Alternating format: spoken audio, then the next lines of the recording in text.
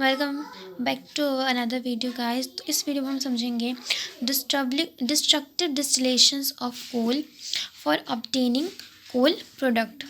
तो destructive distillation क्या होता है, ऑफ कोल क्या होता है, और इससे कौन कौन से ऑब्जेक्ट जो होते हैं कोल के हमें प्राप्त होते हैं, प्रोडक्ट्स कौन कौन से प्राप्त होते हैं। तो इसी फिगर से हम लोग समझेंगे। उन्होंने क्या किया है, एक गैस सिलेंडर लिया है और इसको क्या किया है, हम लोग ने इसमें फायर लगाया है। क्या है ये क्या है आप समझ जाइएगा, तो ड्राइंग मेरी अच्छी है। तो हम लोग का फायर है और यहाँ पर हम लोग ने कुछ कोल लिए हैं, कोल पार्टिकल्स या फिर कोल ले सकते हैं, कोल पाउडर हो सकता है, ये कोल पार्टिकल्स लिए हैं। इसको हम लोग ने क्या किया, बर्न किया है, क्योंकि इसको जलाया है, मतलब थोड़े गर्म आंच पे नहीं रखते किस सामान को, तो वैसे इसको हम लोग ने थोड़ा सा हीट किया है। ठीक है, हीट करने के बाद जो यहाँ इसका जो ये लोग धुआं है, जिसका हम वेपर कह सकते हैं, ये यहाँ से जाएगा इस बीकर में, इस बीकर में जाके जमा होगा। अब जो ये धुआं है नीचे जाके यहाँ पे क्या हो जाएगा, कोल टार हो जाएगा। क्या हो जाएगा, कोल टार। यहाँ पे कोल टार, यहाँ पे एक कॉइल लीकेज हो जाएगा, जो एक अनदर फ्लूइड लिक्विड होता है। तो यहाँ पे जाके एक और चीज़ बनता है, वो होता है कोई गैस होता है। ठीक है, तो I don't remember it's, I don't know. So यहाँ पे जो यहाँ पे आगे जाएंगे, देखो तीन मेन होते हैं, तीन मेन होते हैं जो आपके काम देगा। एक होता है कोल टार, कोल गैस, और एक हो जाएगा हम लोग का जो यहाँ पे ये बचा होता है, जो ये पार्टिकल्स बचे होंगे, कोक। कौन सा चीज़, उल्टे हाथ से लिख रही हूँ, समझिएगा, कोक। ये तीन मेन होते हैं। फर्स्ट ये कोक हो जाएगा, जो सेकंड हम लोग का ये कोल तार हो जाएगा, और थर्ड हम लोग का कोल गैस। तो भैया ये तीन इंपॉर्टेंट होते हैं, तो मैंने हम लोग को तीन बताया है। ठीक है, अब यहाँ से जो लिक्विड होगा, जो इसके साथ रिएक्शन नहीं कर पाएगा केमिकली, उसको रिएक्शन नहीं कर पाएगा इसके साथ, ऑक्सीजन के साथ मिलके, तो यहाँ पे निकल जाएगा गैस। अगले हम पाइप से इसको निकाल देंगे, इसको कह देंगे भैया हम लोग कोल गैस। तो इसी को कहते हैं हम लोग डिस्ट्रक्टिव डिस्टिलेशन। आप जाएंगे तो एनसीईआरटी के बुक में लंबी लंबी डिफिनेशंस दी हुई हैं, आप उसको ऐसे लर्न कर सकते हैं, इससे आपको आसानी से लर्न हो जाएगा।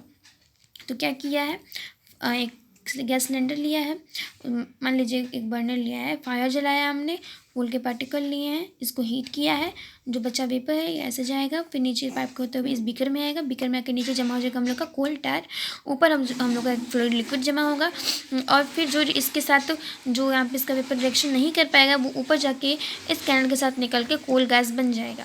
इतना समझ गए। और यहाँ पे ध्यान देने वाली बात ये है, कोल गैस किसका मिक्सचर होता है, जो रिएक्शन नहीं कर पाती है गैस से, वो मेथेन होता है, हाइड्रोजन होता है, कार्बन मोनोऑक्साइड, इन तीनों का मिक्सचर होता है। जो पूछ सकता है एग्जाम में, बहुत इंपॉर्टेंट है। ठीक है, अब मैं स्टार्ट कर दे रही हूँ, ध्यान रखिएगा आप लोग। यहाँ पे उल्टे हाथ से है, क्योंकि राइट हैंड से मैं आपको वीडियो बना रही हूँ, तो वैसा बनेगा। तो ये आपको ध्यान रखना है कि कोल गैस किसका मिक्सचर होता है, मेथेन का होता है, हाइड्रोजन गैस का होता है, फिर कार्बन मोनोऑक्साइड का होता है। यहाँ पे ये बात दी गई है। कुछ मैं आपको बता देती हूँ। कोक में क्या होता है, या लोहे के रिट्रट में कोयले का भंजक आश्वासन करने में प्राप्त होता है। भंजक मतलब जो हम लोगों ने फायर से किया, इसमें 80 से 95% तक कार्बन होता है। कितने प्रतिशत कार्बन होता है, 80 से 95% तक कार्बन होते हैं। अब बात करते हैं कोल टार की। यह लगभग 200 सब्सटेंस का मिक्सचर होता है। This is nearest 200 objects mixture, substance mixture, या फिर उसको मिक्सचर कह सकते हैं। ठीक है, अब बात करते हैं कोल गैस की। इसमें इम्पोर्टेंट ये है कि इसमें यह मुख्यतः मेथेन, हाइड्रोजन, कार्बन मोनोऑक्साइड कुछ मात्रा का मिक्सचर होता है। बस यही होता है। जो इसकी यूज़ पढ़ लेते हैं हम लोग। कोक के यूज़ होता है, यह कि स्टील निर्माणक के रूप में प्रयोग होता है या फिर उपयोग होता है। कोल टार जो उपयोग होता है, ये थोड़ा सा ज़्यादा होता है। दवाइयों में होता है, संश्लेषित डाइज में होता है, प्लास्टिक परफ्यूम में होता है, और पेंट आदि इन सब में होता है। और हम लोग कोयला गैस की बात करें, तो कोयला गैस जो है, यह इसका उपयोग प्रकाश उत्पन्न करने में किया जाता है, लाइट प्रोड्यूस करने के लिए। और फिर इंडस्ट्रीज़ में कोयला गैस ईंधन के रूप में प्रयुक्त होता है। आजकल इसका उपयोग प्रकाश की तुलना में ऊष्मा उत्पन्न करने के लिए अधिक हो रहा है। तो ये बात मैंने आपको समझाई है, इसको आप अच्छे से माइंड में फिट कर लीजिए, बहुत हेल्प करेगा आपको। और ये अगर आप फिगर के जरिए करते हैं तो आपको ज़्यादा आसानी पड़ेगा। तो इस फिगर को आपको फिर से अपने से ड्रॉ करना है और प्रैक्टिस के लिए प्रैक्टिस बनानी है और एग्जाम में आग लगा देनी है। Thank you for watching our video. अगर आपको वीडियो अच्छी लगी तो प्लीज़ लाइक करिएगा।